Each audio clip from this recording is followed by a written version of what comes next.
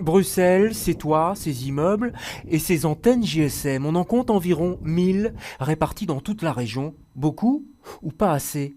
Pour le directeur d'Agoria, qui représente les entreprises dont les opérateurs télécoms, ça n'est pas assez. Et surtout pas assez puissant. Une puissance qui, selon ses termes, a été cadenassée à 6 volts par l'ancien gouvernement bruxellois. Ces limitations sont un problème pour le déploiement du 5G. Mais maintenant, si on n'augmente même pas de 6 à 14, à ce moment-là, il y a un autre problème. Et le problème, c'est le 4G, autrement dit, le réseau que nous utilisons aujourd'hui.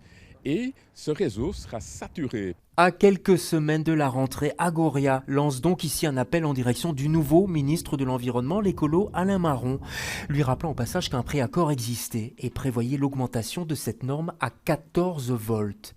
À quelques kilomètres de là, dans les rues de Scarbeck, nous croisons Olivier, un militant farouchement opposé à la 5G et qui voit dans l'action d'Agoria une forme de chantage. C'est où vous montez la norme, où on va être saturé, on ne pourra plus assurer le service. Mais c'est vraiment prendre le problème à l'envers. Il faut bien comprendre que nous ne sommes pas du tout opposés aux technologies mobiles, nous ne sommes pas du tout opposés au progrès. Au contraire, une norme protectrice, on le voit dans les autres domaines, c'est un incitant puissant au progrès technologique.